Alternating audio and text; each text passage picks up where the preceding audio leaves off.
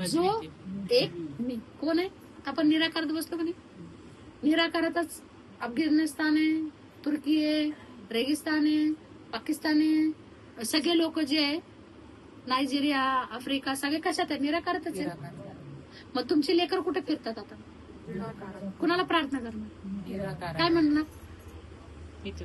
तुझा जीव तिथं काय करत असं मग तिथं तू ध्यान ठेव. का फोन करतो, फोन केल्यानं तुम्हाला वाटतं उत्तर खरं येईल. जवळ कोण आहे तुमच्या, कुणाला बोलणार. तिथे काय फोन लावायचं, काय म्हणलं पाहिजे. देवा तुझ्या जीवाचा मला त्रास नाही झाला पाहिजे, कारण तो तुझ्या सगळ्या जवळ कोण आहे, तुझ्या जवळ बघ बाबा. कारण तिथं तू आहे. मी फोन केला, आम्हाला कुठे आहे रे, हे काय आलं गावात आम्ही, पण ते कुठं असं आपल्या काय माहिती. पण आपण परमेश्वर म्हणतो निराकार तुझ्यामध्ये तो जीव आहे बरं का. खोटं बोलतो खरं पडतंय. तू जवळचं कोण आहे. फोन करून तुम्हाला काय वाटतं तुम्ही लय मोठे होते का काळजी घेणारे. अरे परमेश्वराला आवडतं जेव्हा आपला भक्त भगवंतावर भार टाकतो ना, आवडतं. तुम्हाला काय वाटतं राहू सरळ बोल. तुम्ही आता फोन लावला, कोणाला लावला, राहूला लावला. राहू कोण आहे, पत्रकार, लोकमत आहे ना राहू. उत्तर कसं आहे. राहू राजेश वो आहे ना, राक्षस वृत्तीचा ना. उत्तर कसं आहे ना, घबरा मम्मी 2 मिनिटं आहे बघाच लगेच फोन करून हे राहू बोलला.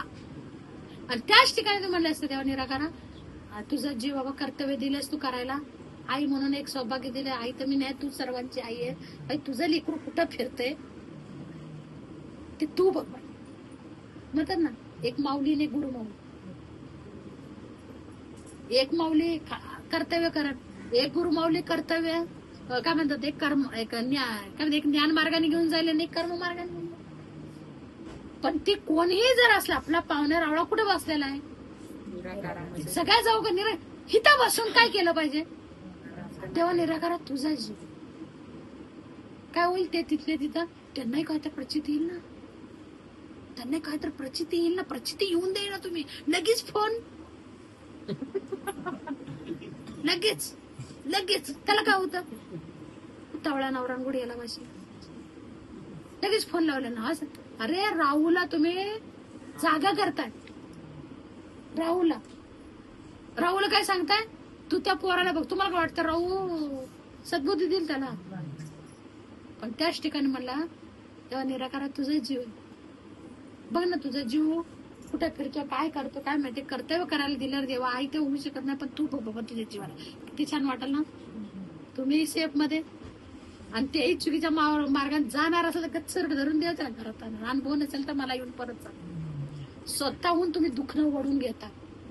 संधी गुरु जीवनात असा येत नाही. गुरु येतो ना तर पहिल्या रोपाच्या अवतीभोवतीचे तण नष्ट करतो आणि नंतर रोपाला खतपाणी घालतो. पण आवर्जून तुम्हाला खतपाणी नको आहे ना, आवर्जून तुम्हाला तण पाहिजेत ना, खुशाल घ्या.